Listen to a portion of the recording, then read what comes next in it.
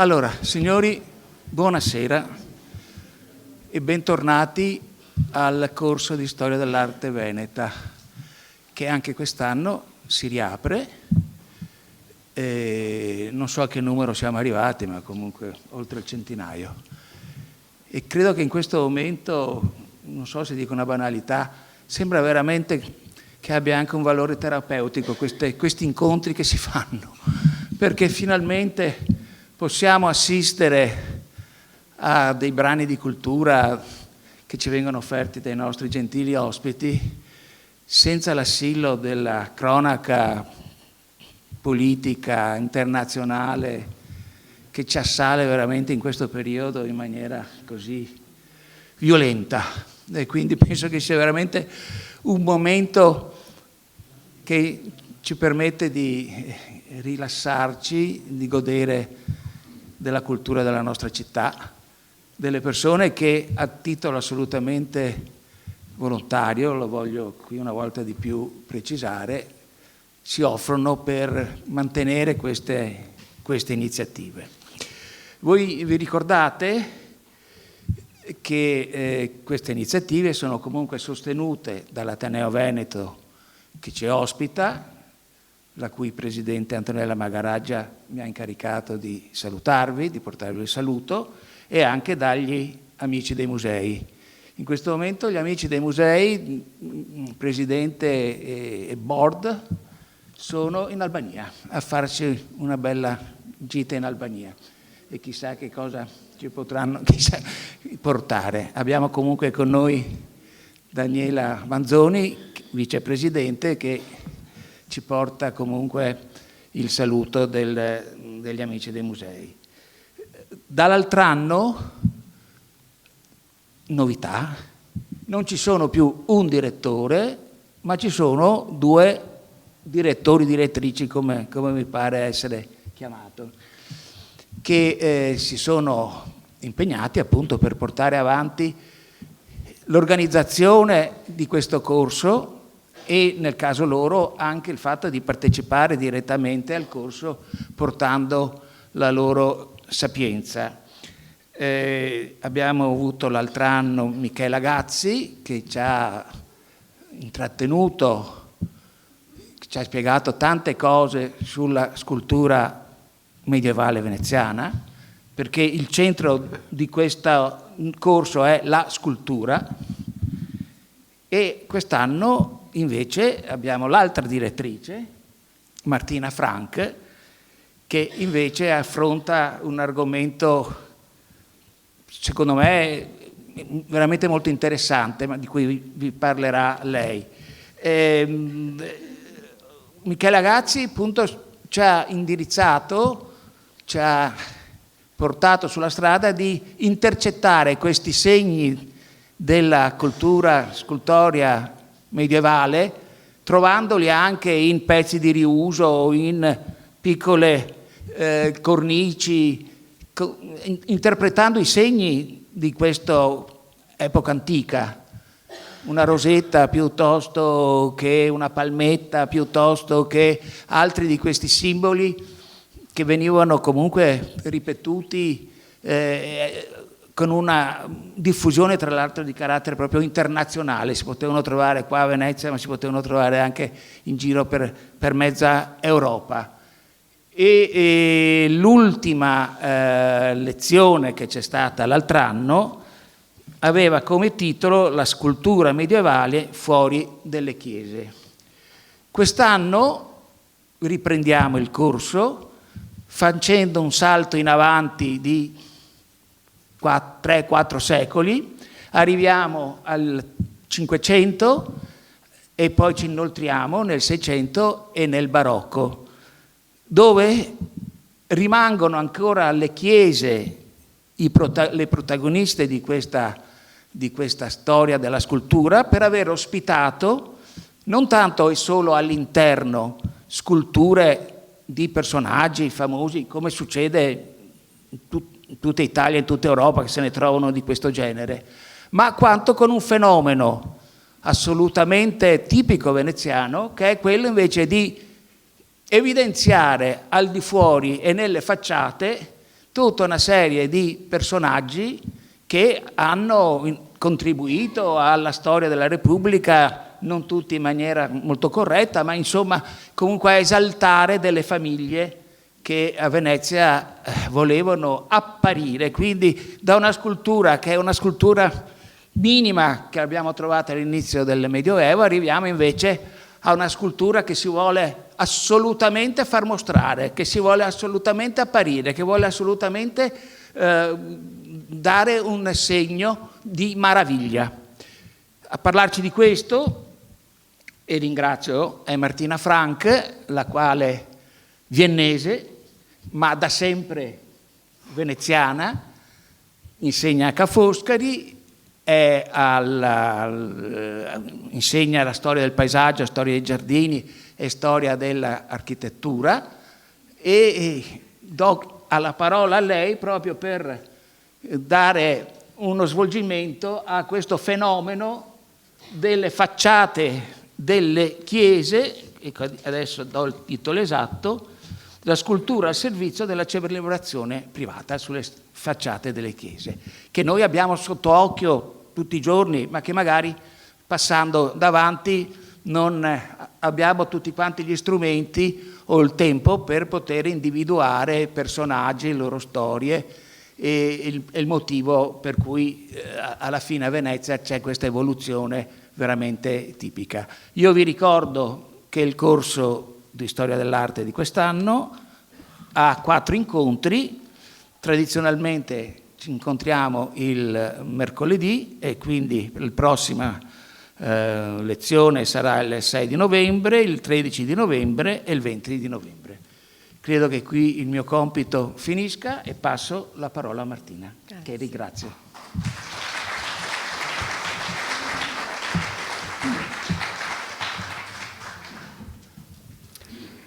Allora, ringrazio Camillo Tonini per queste parole e inizio a ripetere qualcosa che lui ha già detto, ovvero che quindi l'oggetto del nostro incontro di oggi, ma anche quello delle lezioni che seguiranno, è appunto un fenomeno squisitamente veneziano che non ha paragoni in nessuna parte della terraferma della Repubblica, in nessuna parte dell'Italia e in nessuna parte dell'Europa, quindi è veramente un unicum del quale ci occupiamo.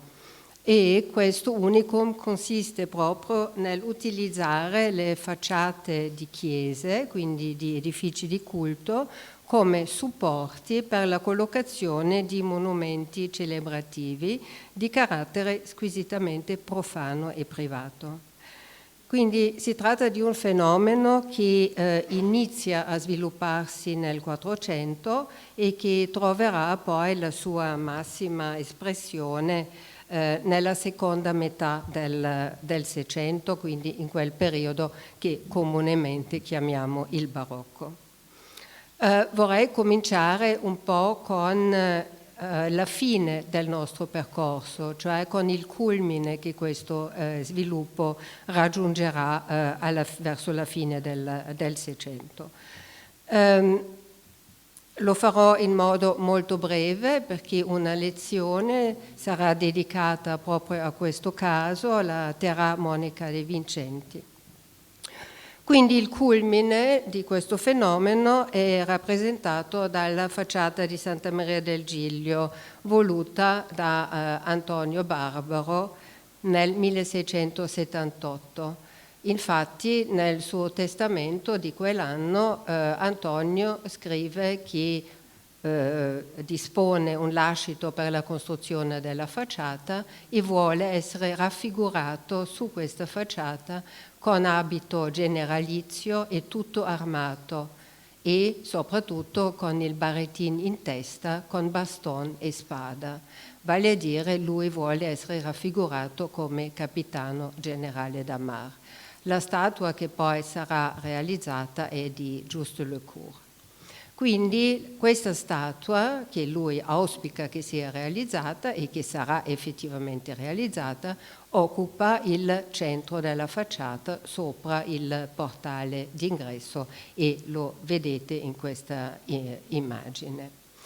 Ma non è tutto, perché la facciata è utilizzata per una celebrazione non solo personale, ma anche familiare, perché in effetti nelle nicchie dell'ordine inferiore sono collocate le statue di parenti di Antonio Barbaro, di facile identificazione, perché ci sono anche delle belle scritte sotto ognuna, sono anche indicate le cariche più importanti che loro hanno ricoperto.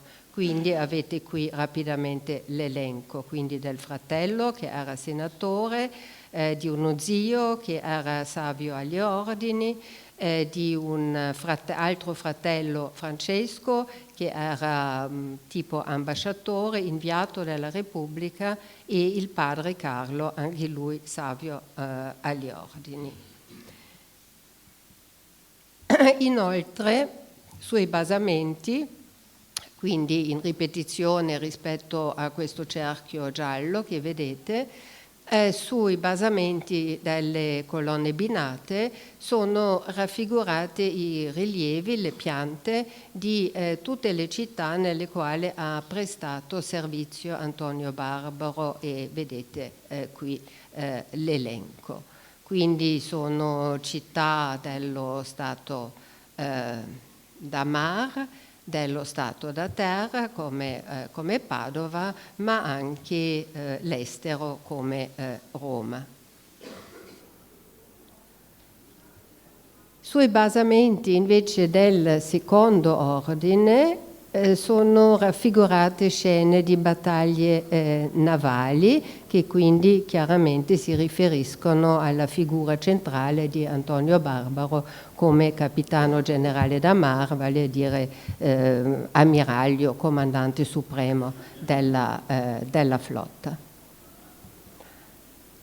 Lateralmente la figura di Antonio è accompagnata dalla raffigurazione allegoriche della fama, cominciamo a sinistra, poi viene l'onore, la virtù e la saggezza, quindi delle facoltà morali che vengono attribuite al defunto, e infine al centro della parte superiore campeggia lo stemma di questo ramo della famiglia Barbaro di Santa Maria del Giglio.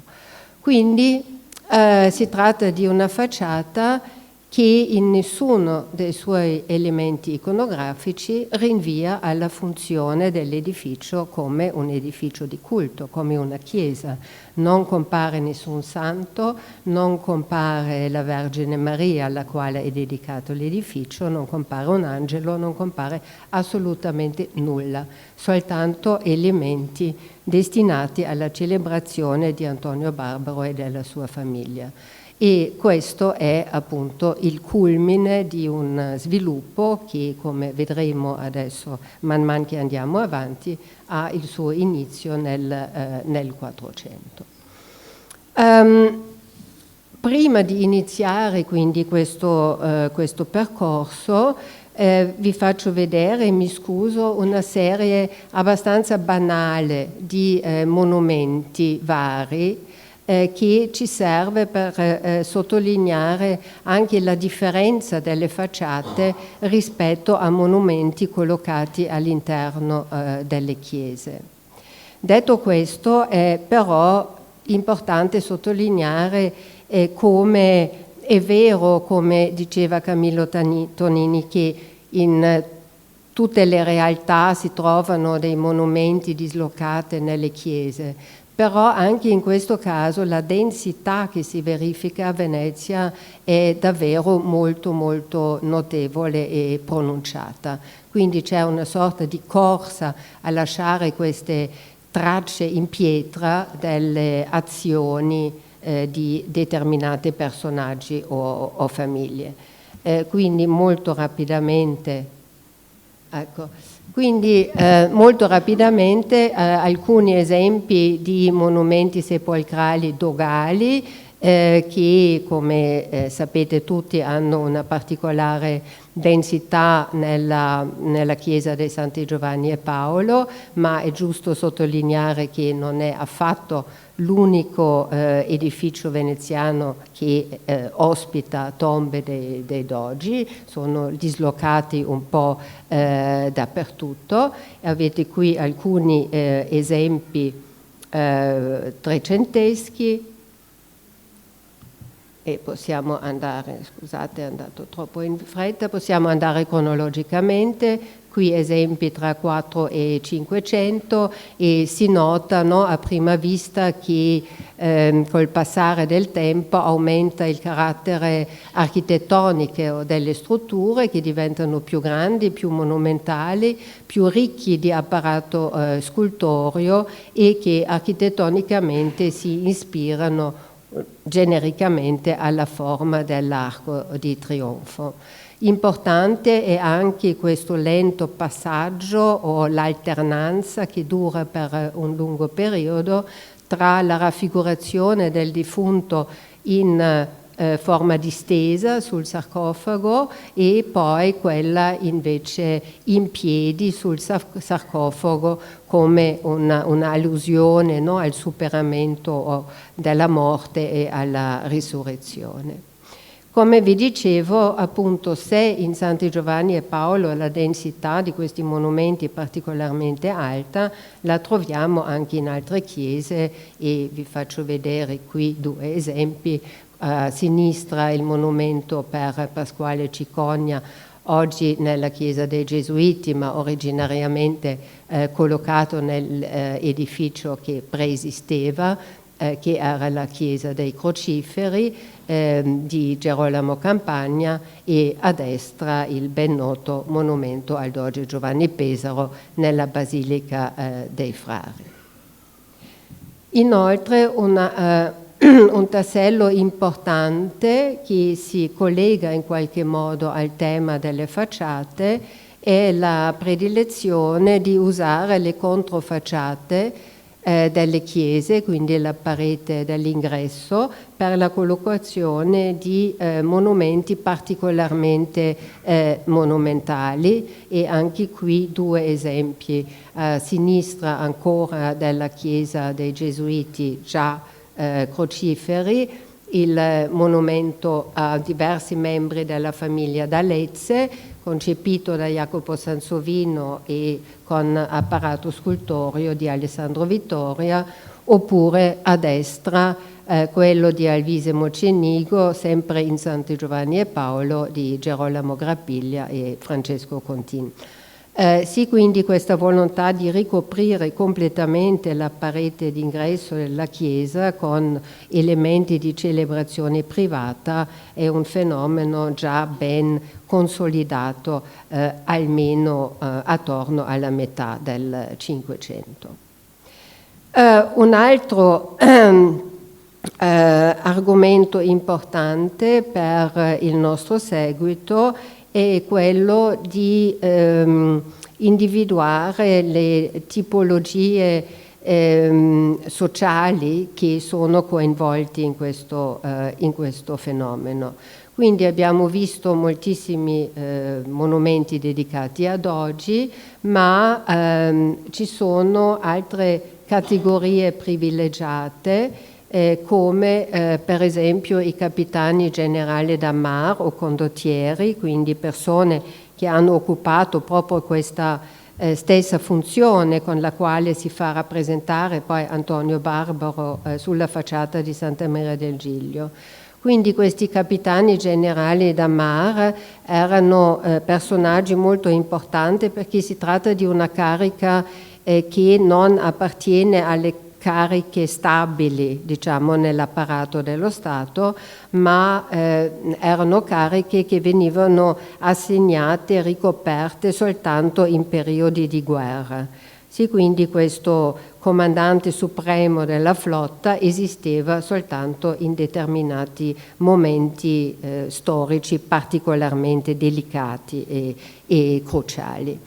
Quindi anche qui conosciamo esempi a partire dal Medioevo fino al Seicento. Vi faccio vedere due esempi, quindi quello per Vettor Pisani, uno degli eroi della guerra di Chioggia trecentesca, oggi in Santi Giovanni e Paolo, ma originariamente in Sant'Antonio di Castello, e a destra invece un esempio seicentesco, il monumento per Alvise Mocenigo in San Lazzaro dei Mendicanti, un monumento che ancora una volta occupa una intera parete, cioè la controfacciata interna della chiesa.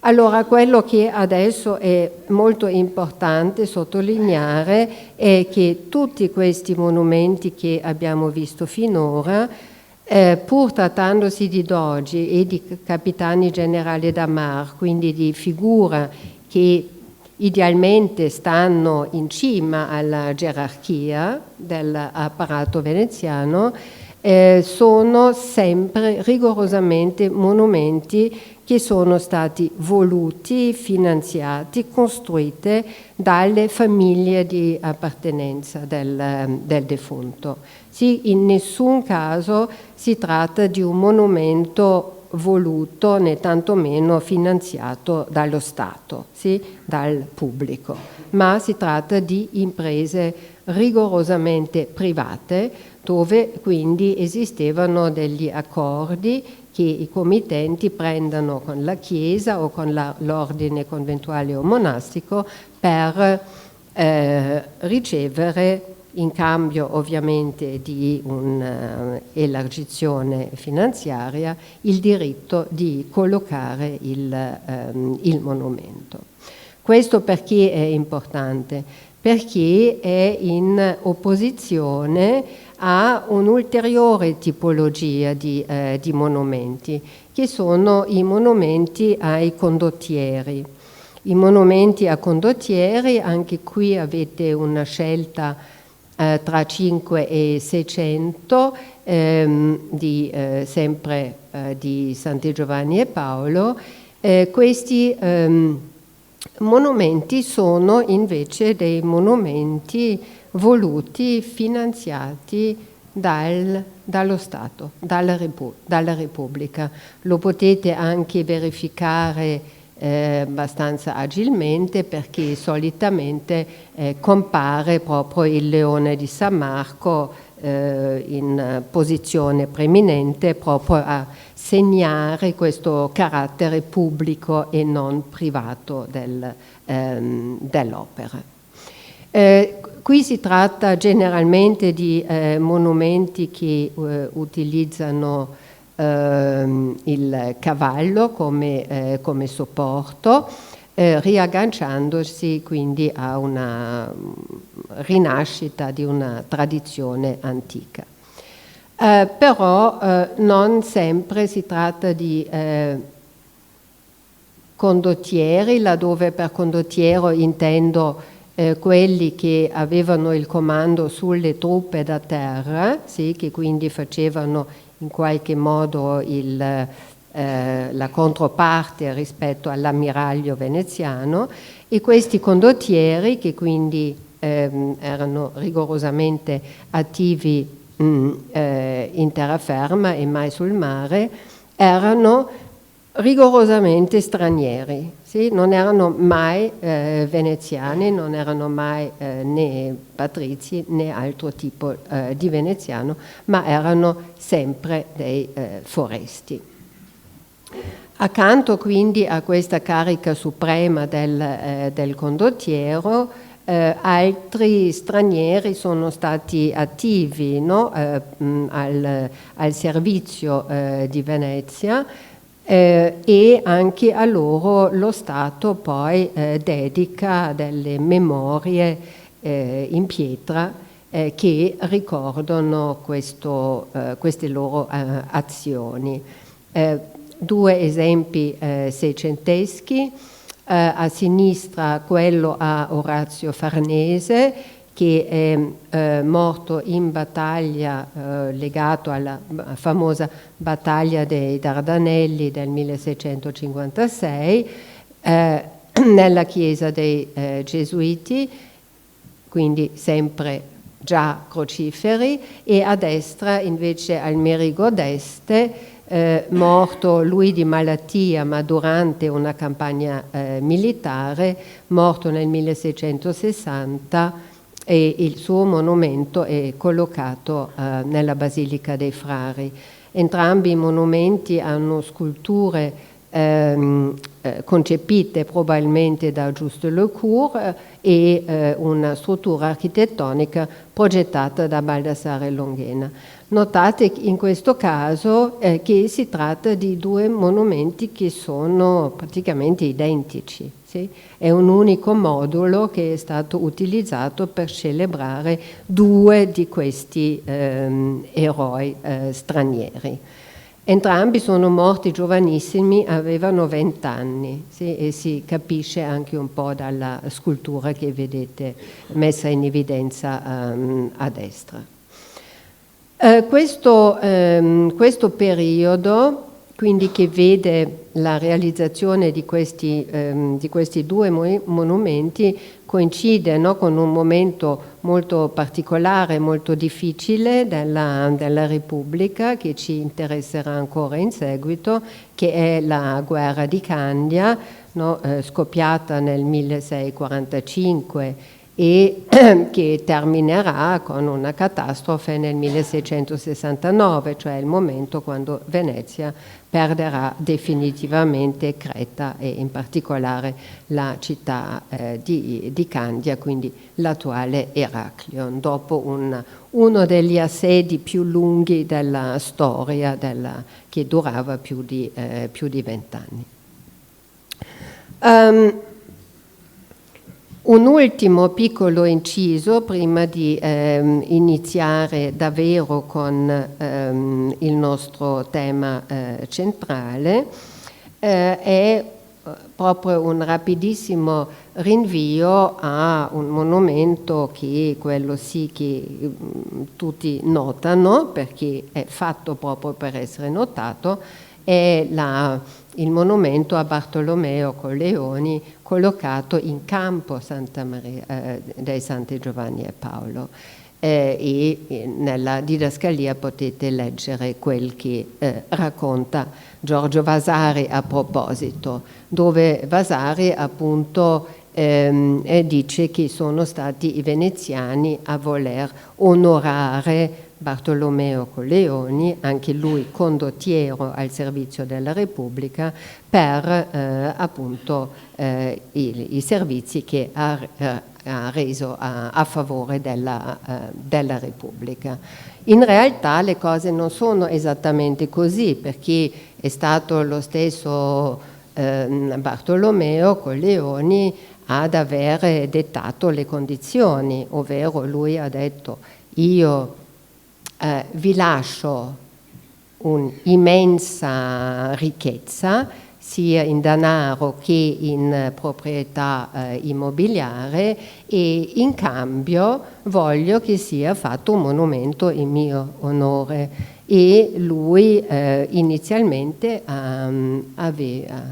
aveva persino pensato a Piazza San Marco, sì? Cioè la sua mira era quella: io voglio un monumento in Piazza San Marco.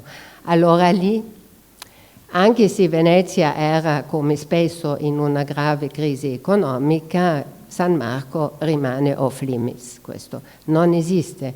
E quindi la scelta di campo dei Santi Giovanni e Paolo è un po' un rimpiego, sì? Però resta il fatto che questo monumento è una via di mezzo tra una committenza privata e una pubblica, perché in realtà i veneziani hanno poi gestito la vicenda, però le condizioni sono state poste da questo signore. E si tratta di un unicum a Venezia, non ci sono altri monumenti a Venezia che celebrano qualcuno. Sì? Magari mi dite no, ma a Venezia ci sono monumenti, è vero, ma sono monumenti che sono tutti nati dopo la fine della Repubblica, no? C'è Vittorio Emanuele, Goldoni, Manin, eccetera, sono tutti monumenti ottocenteschi o novecenteschi. Quindi questo episodio di Colleoni lo collego molto rapidamente con il suo immediato predecessore, che è il magnifico monumento equestre al condottiero Erasmo da Narni, detto il Catamelata, posto davanti alla Basilica del Santo e realizzato da Donatello come appunto la prima monumentale statua equestre dopo il mondo antico. Anche in questo caso la vicenda non è semplice, perché in realtà c'è ancora un dibattito: ma chi ha voluto questo monumento? È stato il pubblico oppure è stato piuttosto la famiglia del condottiero? E comunque non siamo a Venezia, ma siamo comunque in terraferma, quindi la situazione è leggermente diversa. Ma Colleoni ha sicuramente guardato a questo precedente per prendere le sue decisioni. Quindi dopo questa lunga premessa mi posso adesso avviare al centro del nostro discorso, e come primo esempio vi presento la chiesa di Sant'Elena. Sì, la chiesa di Sant'Elena, come fa vedere la mappa di Jacopo de Barbari, è una chiesa, Sant'Elena conosciamo tutti, quindi nella estrema periferia, no? Della cittadina, quindi molto lontano dal centro. È una chiesa di fondazione duecentesca e importante perché vi sono appunto custodite delle reliquie di Sant'Elena, vale a dire della madre dell'imperatore Costantino. Importante la chiesa anche perché era un gius patronato dogale, vale a dire aveva un legame strettissimo, no? con Palazzo Ducale, e i priori ricevevano la investitura direttamente dal Doge, così come anche le rendite annesse all'investitura provenivano quindi direttamente dal Doge. Allora su questa facciata della chiesa a un certo punto viene applicato una composizione architettonica e scultorea che vedete in questa immagine. Si tratta, guarda caso, di un capitano generale da mar che è raffigurato. È Vettore Capello, che del ramo di Santa Maria Mater Domini, che è morto nel 1467. La facciata è datata già all'anno seguente e lo scultore è probabilmente Niccolò di Giovanni Fiorentino. Chi ha commissionato la facciata sono stati i figli del defunto, sì? Quindi rigorosamente una committenza privata. Sulla facciata compare questo sarcofago, no? Davanti al quale si situa la scena, ma non si tratta di una reale sepoltura perché Vettore è seppellito all'interno della chiesa. Allora, quello che contraddistingue questa soluzione è indubbiamente la posa non trionfante, perché Vettore Capello è raffigurato inginocchiato, sì? Quindi in un atteggiamento di devozione davanti alla santa alla quale è intitolato la chiesa che custodisce anche le sue reliquie.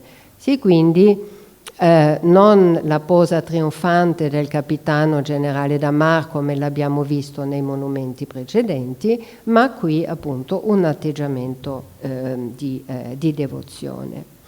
Ma ciò nonostante questo monumento è già un monumento celebrativo, perché e questo è indicato da questi due cerchi arancioni, in quella posizione compaia lo stemma della famiglia Capello, che quindi rivendica, no, in qualche modo il personaggio, le azioni del personaggio e si associa alla grandezza, alla presunta grandezza del defunto.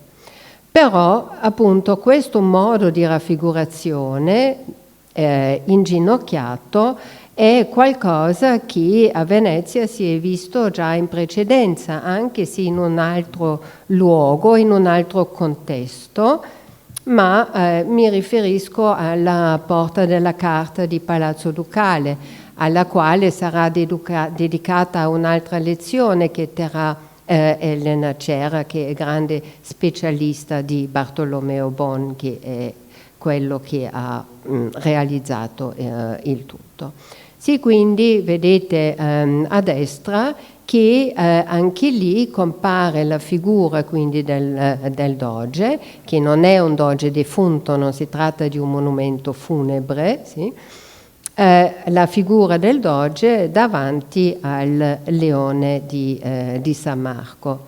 Il tutto poi circondato da un ricchissimo repertorio iconografico che sicuramente la collega approfondirà in maniera puntuale. Intanto vi ho messo gli elementi fondanti così in evidenza. Questa tipologia, quindi della celebrazione tramite la devozione, sarà abbandonata e diciamo quello che vince è la posizione trionfante. E la incontriamo per la prima volta, e questo è probabilmente la prima vera facciata celebrativa, sulla facciata di Santa Maria Formosa, ovvero la chiesa ha due facciate, no? Una sul campo, una sul canale, quella che ci interessa ora è quella sul canale. Qui è collocato il monumento a un altro capitano generale da Mar, ovvero Vincenzo Capello. Santa Maria Formosa è una chiesa molto importante perché è una delle 8 chiese che la leggenda vuole fondata da San Magno, cioè il vescovo di Oderzo, che nel VII secolo, su indicazione della Vergine apparsagli in sogno, avrebbe appunto fondato queste chiese. L'edificio attuale nella sua struttura architettonica è di Mauro Codussi, mentre la facciata che ci interessa è del 1542. Sì, la facciata viene quindi applicata a un edificio, scusate, a un edificio già esistente. La chiesa, proprio per questa sua valenza nella storia fondativa di Venezia, era meta ogni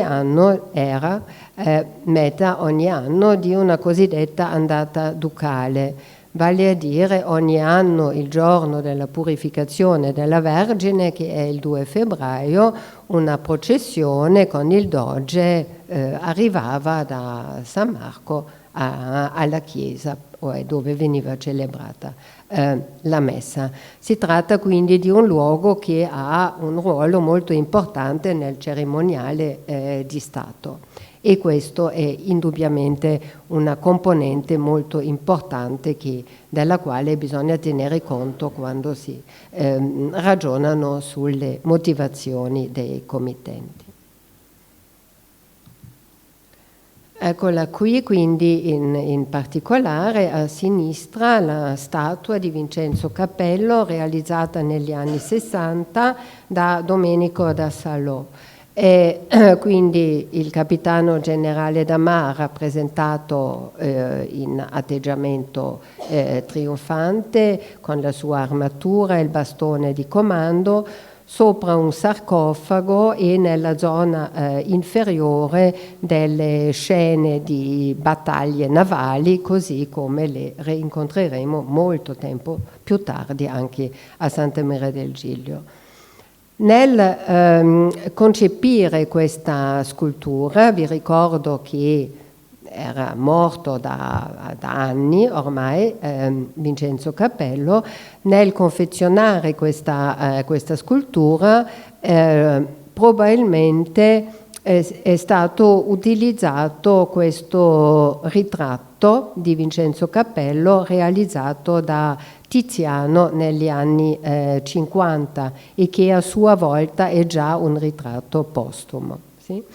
Ma si vede, no, l'atteggiamento, insomma, si riconosce anche la fisionomia, la grande barba, eccetera.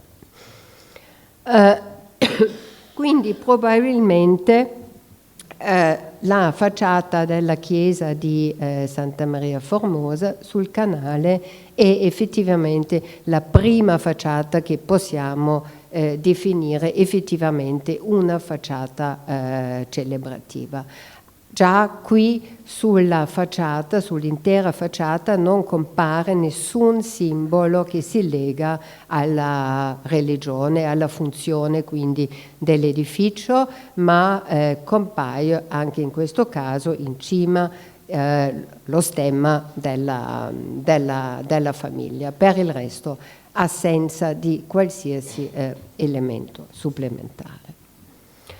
Il prossimo esempio, e anche questo sarà poi oggetto di una lezione da parte di Lorenzo Finocchi Gersi, è la chiesa di San Giuliano o San Giulian, che occupa un posto molto interessante nel tessuto urbano perché è una chiesa la cui facciata si scopre lentamente, no? È situata nelle mercerie, cioè in questa strada, no, di collegamento tra San Marco e San Salvador, e si trova a metà strada, no, forse non metà, primo terzo, quando dal primo tratto delle mercerie bisogna girare a destra e fare questa caletta che sbuca appunto sul campiello di San Giulian.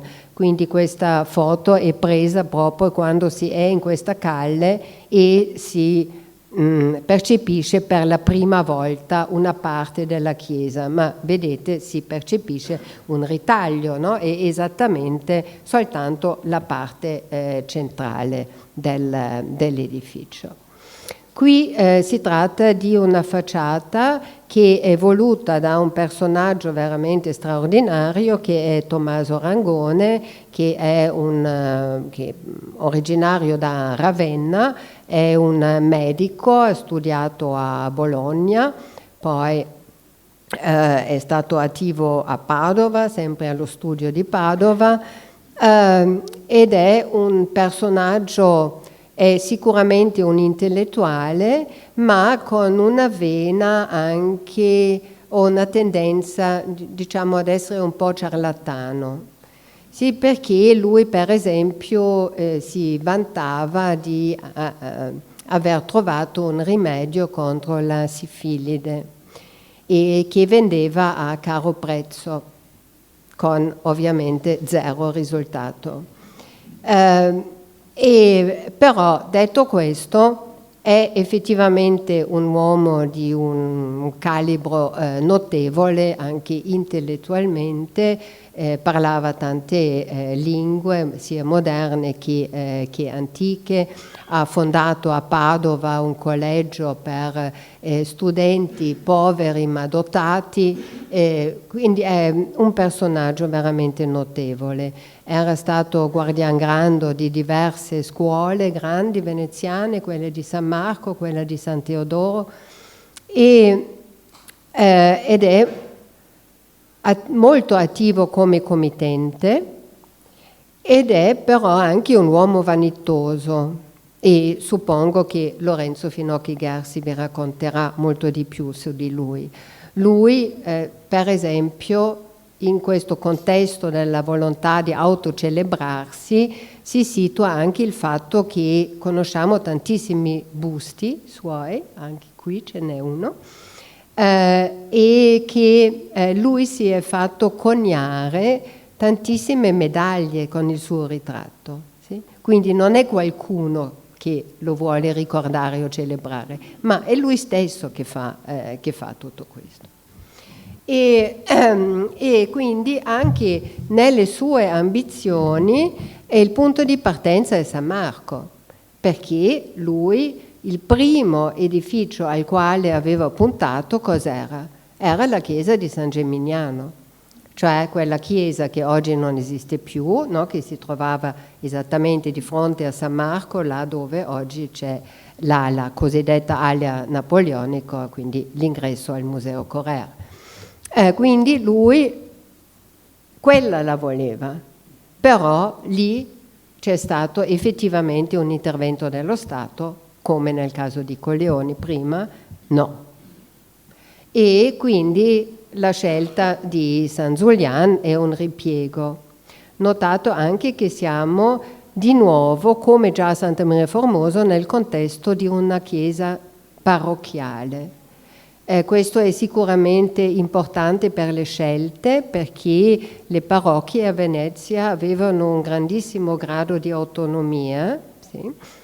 Cioè i parroci venivano eletti dalla comunità, dai residenti, eccetera, e quindi probabilmente anche le trattative con i parroci erano più facili che trattative con chiese appartenenti a ordini monastici o conventuali. Quindi questa facciata quindi si dispiega lentamente quando uno si avvicina. Quello che è immediatamente visibile è la statua del nostro Tommaso Rangone, perché non è realizzata in pietra o in marmo, ma in bronzo, e quindi si stacca, no, anche cromaticamente dallo sfondo bianco della parete.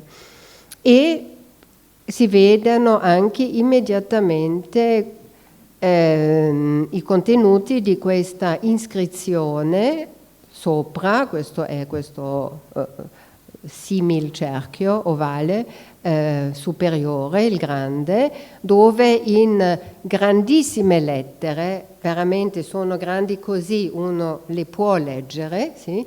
È scritto che il Senato ha permesso che lui facesse questa operazione. E questo è già una cosa molto particolare, di trovare una iscrizione che non è impossibile da decifrare, ma dove uno è obbligato a leggerla. Poi se uno va invece in archivio e va a vedere negli atti del Senato e cerca, ma dove è questo permesso, non lo trova. Sì? Non c'è questo permesso, quindi è abbastanza misteriosa tutta questa vicenda.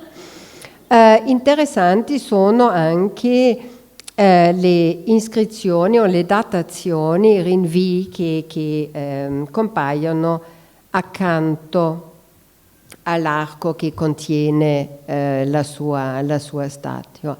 Perché qua emerge, no, il suo carattere così colto e anche il suo legame con Venezia, perché vedete qui compare il calendario bizantino a sinistra, a destra poi il calendario gregoriano e poi aggiunto anche il calendario della città, 1134.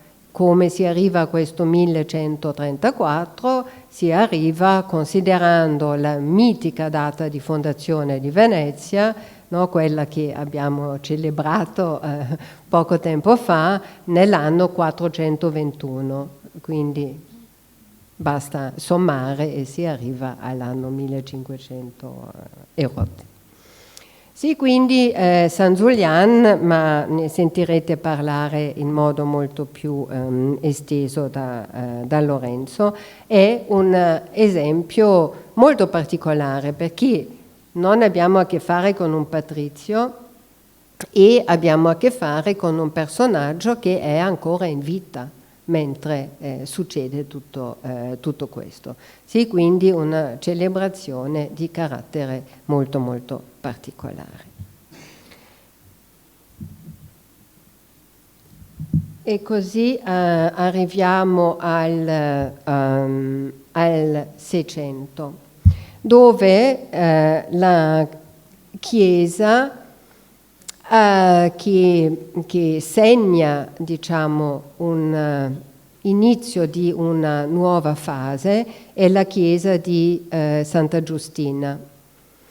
Giustiniano Martignoni, nelle aggiunte alla Venezia, città nobilissima e singolare di Francesco Sansovino, ci dice che questa chiesa e questa facciata è eretta l'anno 1640 per ordine e testamento di Gerolamo Soranzo, procuratore di San Marco e cavaliere, tutta in pietra d'Istria, ordinata da Baldassare Longhiena, architetto, di ordine composito con 3 ritratti scolpiti in marmo. Allora, se guardiamo questa facciata, i ritratti in marmo non ci sono. Sì, in effetti l'aspetto di questa facciata è molto molto cambiata perché il monastero è stato soppresso da Napoleone nel 1810, chiesa e annesso monasteri sono diventati prima caserma e poi una scuola e in effetti oggi è la sede del liceo scientifico Benedetti.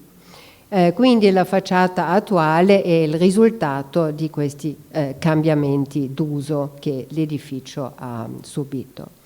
Anche Santa Giustina, così come in precedenza Santa Maria Formosa, è ancora una volta una di queste 8 chiese che si dicono fondate da San Magno, vescovo di Oderzo.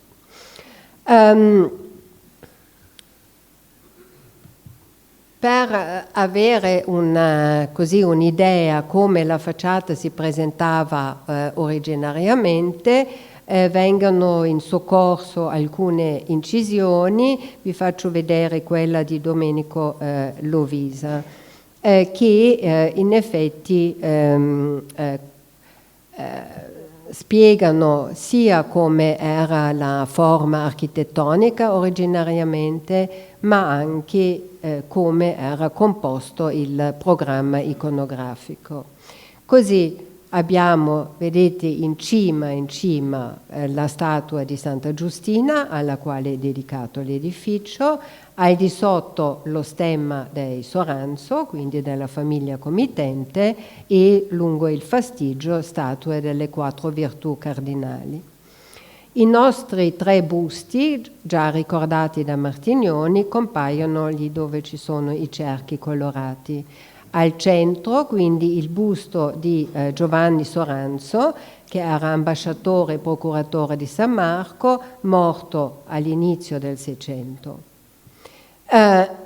Accanto al suo busto comparivano altre 2 statue che raffiguravano la guerra e la pace.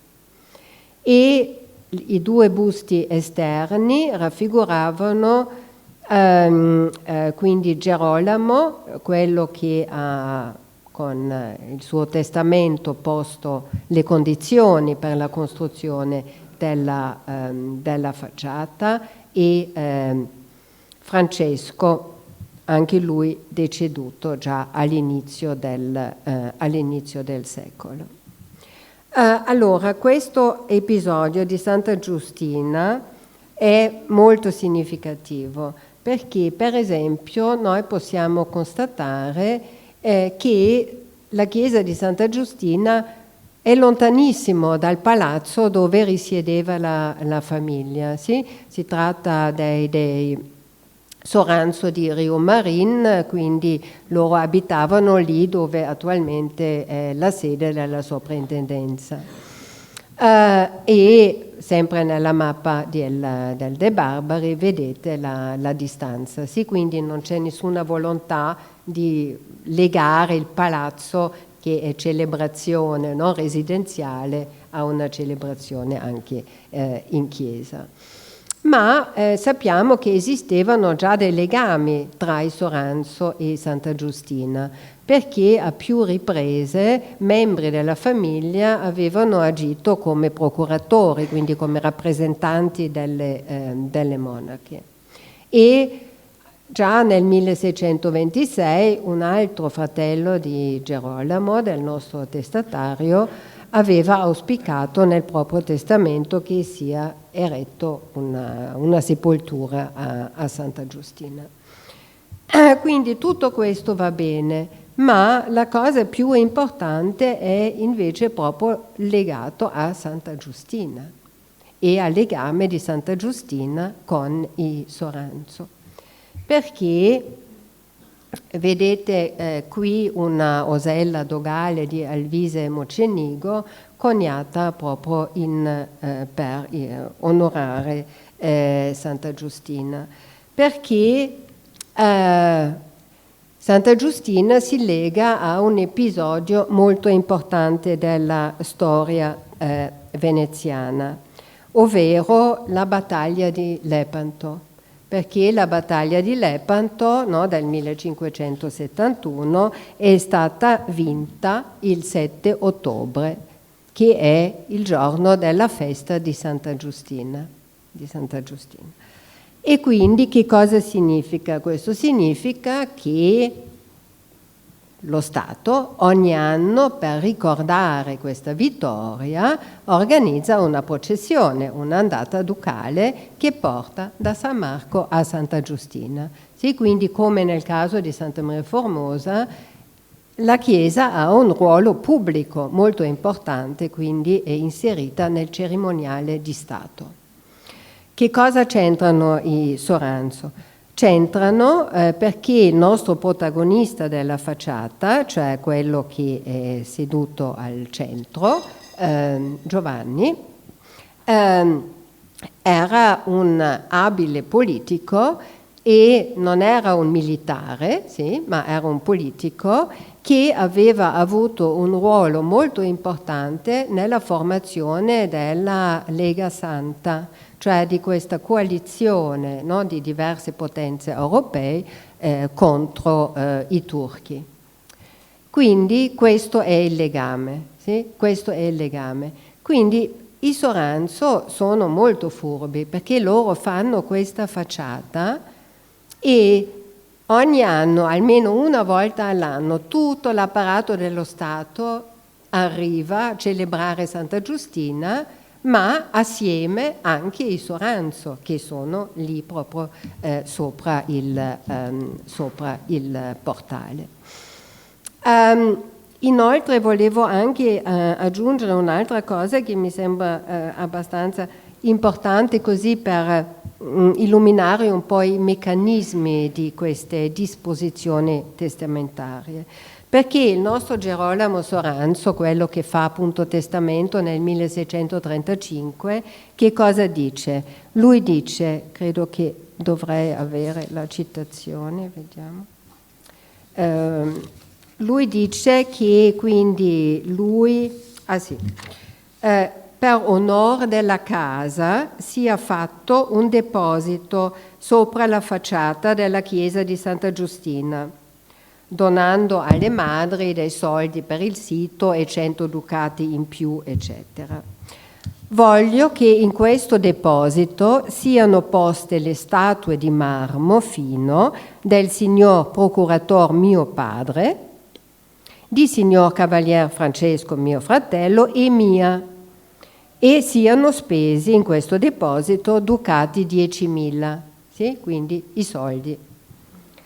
E poi aggiunge che questo deposito, quindi questo monumento, dovrà quanto prima essere principiato e finito, e se in termini di anni 4 non sarà perfezionato, gli ospedali in tal caso da me nominati, cioè Santi Giovanni e Paolo, Incurabili, Pietà, Mendicanti, eccetera, abbiano i 10.000 ducati. Cioè lui ricatta gli eredi, no? Dice: se voi non fate quello che io dispongo, i soldi vanno altra parte. Sì? Questo è un meccanismo che ricorre molto spesso, sì? Cioè di minacciare: non ricevete niente se non seguite le istruzioni contenute nel testamento. Interessante è anche un altro dettaglio che vale in questo caso come in generale, ed è la licenza, sì? Cioè allora come oggi, quando uno voleva costruire qualcosa doveva andare in ufficio e chiedere autorizzazione, no? In questo caso quindi non basta l'accordo tra Soranzo e le monache, c'è anche il pubblico. Perché c'è il pubblico? Perché su una chiesa che già esiste, se uno vuole attaccare una nuova facciata, questo vuol dire che mangia un tot numero di centimetri dal suolo pubblico, sì? Avanza nello spazio pubblico di mezzo metro di quello che è. E esattamente per quello bisognava chiedere la licenza, non per un programma, per una celebrazione, questo non interessava a nessuno, ma per l'occupazione del suolo pubblico. E quindi la domanda a chi va fatta ai provveditori di comune, che erano quelli che si occupavano appunto di questo aspetto. Quindi si fa domanda ai provveditori di comune e i provveditori di comune dicono va bene o non va bene. In questo caso dicono che va bene, e anche loro che cosa dicono?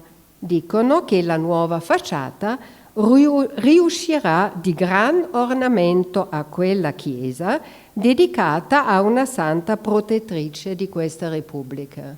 Sì, quindi è la Santa Giustina che autorizza, diciamo, questo avanzamento nello stato pubblico. Sì, Soranzo non vengano minimamente nominati in tutto questo. Adesso corro perché facciamo tardi, vero? Sì.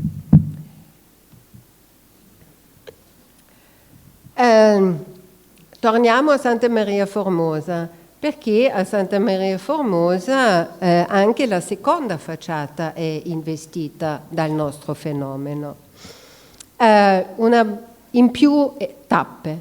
Una prima volta nel 1601, quando Vincenzo Cappello lascia 200 ducati per la costruzione di questa facciata sul campo. E sarà suo figlio e erede, Gerolamo, che poi realizza concretamente il progetto, e probabilmente è stato soltanto questo figlio a decidere di organizzare la facciata come una celebrazione del padre. E quindi che cosa nasce in questo momento? Nasce la parte centrale, questa che vedete qui. Quindi il portale affiancato dalle semicolonne e poi il timpano spezzato con l'inserimento di questo zoccolo con il busto sopra e lo stemma cappello nel timpano coronante. Sì? Quindi questa è la prima cosa, è quella che succede 1604-5. Ma poi c'è una seconda tappa. C'è una seconda tappa che invece allarga il principio della celebrazione, che da celebrazione del singolo diventa, come a Santa Giustina, che nel frattempo è nata, una celebrazione familiare, cioè vengono rappresentati più membri della stessa famiglia. Anche in questo caso, in questa forma, la chiamo adesso stupidamente un po' abbreviata, cioè non figura intera, ma busto. Sì? Quindi questo è appunto quello che è cerchiato adesso qua in arancione e che viene realizzato sulla base di un testamento di un altro Vincenzo Capello del 1646 che dice: voglio ornar meglio la facciata della chiesa facendo 2 ali dalla parte del frontispizio, cioè le parti laterali, e procurando che in essi si metta dalla banda destra il ritratto di Domenico Capello e alla sinistra la mia memoria. Sì? Quindi si tratta della trasformazione di una facciata che era monocelebrativa in una celebrazione dinastica. Che cos'è la grande differenza tra Santa Giustina e Santa Maria Formosa, che sono quasi nati nello stesso momento? Il fatto è che la famiglia Soranzo era una famiglia estremamente prospera, sì? Cioè avevano figli, nipoti, eccetera. E quindi il loro progetto che cosa significa? E mi vedo molto d'accordo anche con l'interpretazione che anche Favilla e Rugolo hanno dato. Loro celebrano se stessi, ma celebrano anche la Repubblica, sono espressione della Repubblica come patrizi veneziani e esprimono una sorta di augurio per il futuro.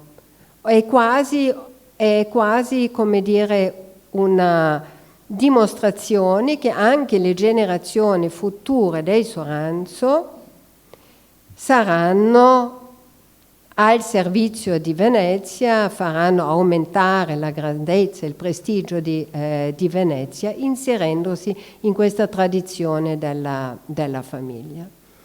Nel caso di Santa Maria Formosa Capello, invece le cose sono completamente diverse, perché Vincenzo è l'ultimo discendente del suo ramo, cioè con lui la famiglia finisce, si estingue. Sì? Quindi lì è effettivamente commemorazione di qualcosa che non ha più un futuro. Sì?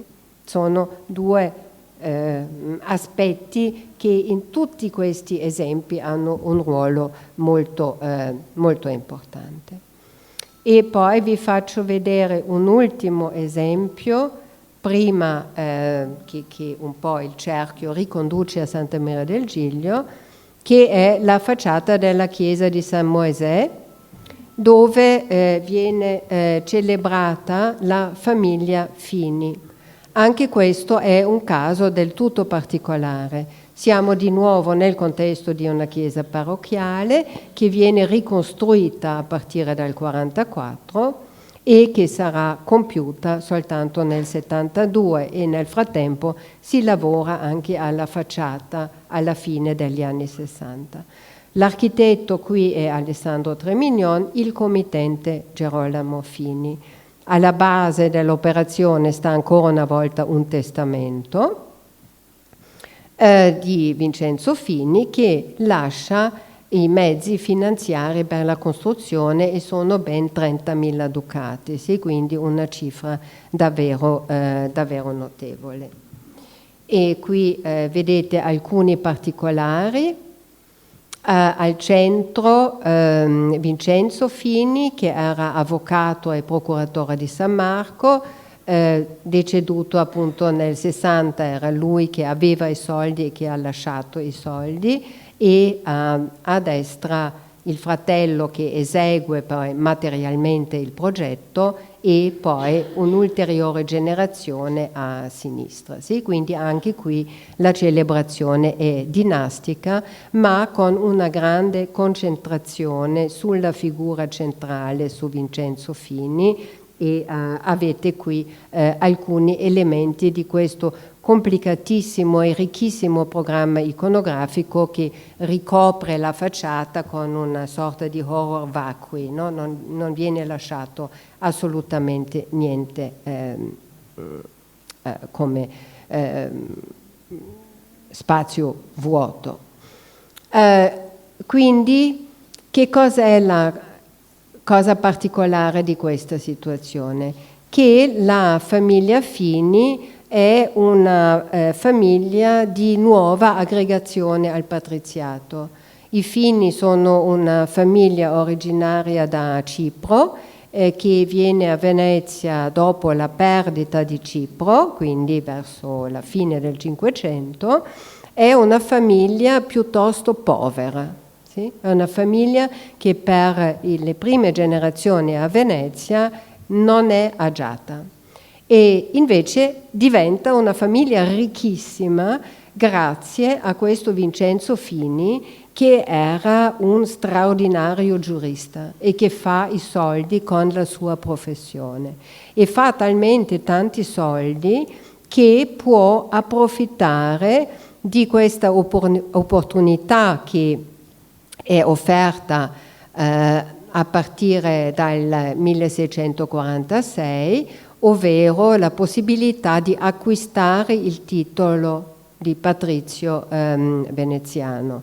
Sì, si tratta di una misura che la Repubblica prende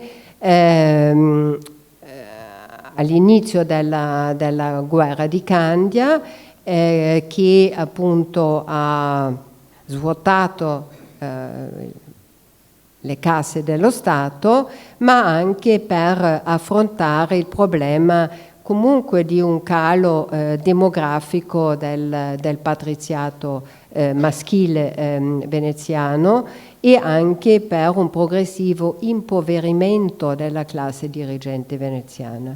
Sì, quindi questi nuovi patrizi dovevano portare nuova linfa sia dal punto di vista demografico che da quello economico. E quindi i Fini appartengono a questa categoria. Quindi tutto in questa facciata si concentra su Vincenzo Fini, vedete fin alla messa in relazione di Mosè con le tavole della legge, lo stemma dei Fini, il busto di Vincenzo Fini che è giurista, quindi dove la legge è il suo pane quotidiano. E poi una ricchezza, no, di dettagli iconografici, draghi, l'obelisco, insomma tutti i simboli di gloria, di eternità, di vittoria sulla morte. Ecco qui un altro particolare. E veramente per concludere in 2 secondi, un altro esempio che è la chiesa di Santa Maria dei Derelitti o chiesa dell'Ospedaletto, che non è una vera e propria facciata celebrativa, un po' sì, un po' no. Allora sì, perché? Perché in facciata compare al centro un busto, compare il busto, però da tutti i documenti noi sappiamo che chi è raffigurato non ha voluto essere raffigurato. Si tratta di un signore, un mercante, un commerciante veneziano di nome Bartolomeo Carnioni, che ha semplicemente lasciato soldi per investire in attività edilizia dell'ospedale. Sì? Non voleva in nessun modo essere celebrato in questo modo. Se quindi viene celebrato, lo è perché lo volevano gli esecutori testamentari, che erano i governatori dell'ospedale stesso, sì? Che quindi celebrano un benefattore. Si tratta di una facciata molto particolare, molto molto particolare, in una situazione urbanistica molto particolare, perché è collocata in una calle piuttosto stretta, non c'è possibilità di vederla frontalmente questa facciata. La vedete o così, ma mai interamente e mai decifrabile, sì? Quindi bisogna fermarsi e lentamente cercare di capire che cosa succede. Quindi io penso che l'architetto e gli scultori hanno tenuto conto di questa situazione e hanno concepito un edificio che è tutto fatto per obbligare chi passa davanti a fermarsi e a guardare. Sì, sono elementi sconvolgenti, elementi aggressivi, come cornici molto sporgenti che sembrano colpire l'occhio di chi passa, sì, è proprio fatta per attirare l'attenzione. Perché la facciata deve attirare l'attenzione? Non perché celebra qualcuno, ma perché è la chiesa di un ospedale che ha bisogno di finanziamenti. Sì? E quindi noi troviamo questa situazione veramente stranissima, con questi strani pilastri, paraste nella zona inferiore, sì, dove compaiono questi mascheroni, no, qua a sinistra, sì, che quindi uno è obbligato a guardare, e nella parte superiore compaiono invece quegli elementi che noi ci aspetteremo in basso, gli atlanti, questi telamoni, cioè questi, no, che fanno riferimento ad Atlante, il poveretto che doveva in continuazione portare su per la collina qualcosa che poi scivolava giù di nuovo. Quindi questi atlanti normalmente dove vengono messi? In un'architettura in basso, perché sono loro che devono reggere tutta la struttura, e qui sono scivolati in alto. È completamente illogico. Quindi anche questo è un elemento per incuriosire, no? chi passa davanti. E poi c'è un ricco apparato scultoreo nella parte alta, dove compaiono delle virtù che però sono assolutamente invisibili, e compare anche, e con questo chiuderò, compare anche sopra il busto del nostro benefattore, in un cartiglio nella zona dell'attico, compare il rilievo dell'insegna della sua bottega, che era la bottega allo Struzzo. Sì, quindi lì compare un gigantesco, bellissimo struzzo, invisibile purtroppo, compare questo struzzo che è un riferimento biografico a Carnioni. Però mettere l'insegna di una bottega sulla facciata di una chiesa è un po' strano, e quindi in realtà probabilmente non si tratta proprio del riferimento all'insegna della bottega, ma a una lettura cristiana della simbologia dello struzzo, laddove lo struzzo sta anche per la risurrezione. Lo struzzo sta anche per il comportamento del buon cristiano, perché lo struzzo mette le sue uova nella sabbia e poi se ne va, non perché è cattivo a madre, ma perché lascia che il sole scalda la sabbia e poi lo struzzo piccolo viene fuori da solo. Sì, quindi questo è inteso come un'immagine del buon cristiano che non dovrebbe occuparsi delle cose terrene, ma dovrebbe lasciare Dio a fare e invece fare del bene. Sì, quindi è un programma che adesso non spiego nei dettagli, sarebbe una lezione a parte, ma che introduce un altro aspetto ancora, no? Una facciata che è diventata celebrativa, ma senza che chi è celebrato lo volesse in qualche modo. Anche Bartolomeo Carnioni quindi non è un patrizio, ma è un cittadino veneziano. E quindi io vi ringrazio per la pazienza e spero di rivedervi.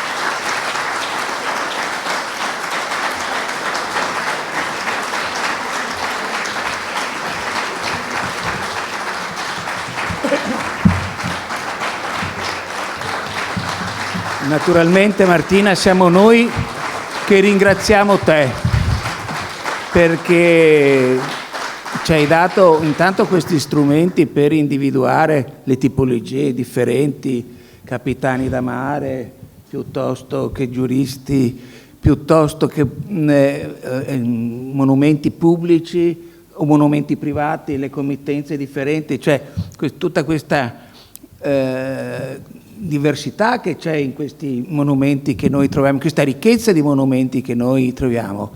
E poi naturalmente anche per questi casi di studio che ci hai presentato, che sono veramente interessanti e che ognuno ci rimanda delle prospettive molto particolari e una diversa dall'altra. Hai anche fatto delle anticipazioni su quelle che saranno i prossimi incontri. Per me adesso c'è solamente da richiamarvi quello del 6 novembre, facciate celebrative nella Venezia tardogotica, la porta di Palazzo Ducale e altri interventi di Bartolomeo Bunna. L'appuntamento è mercoledì prossimo. Buonasera. Grazie, perfetto, veramente grazie.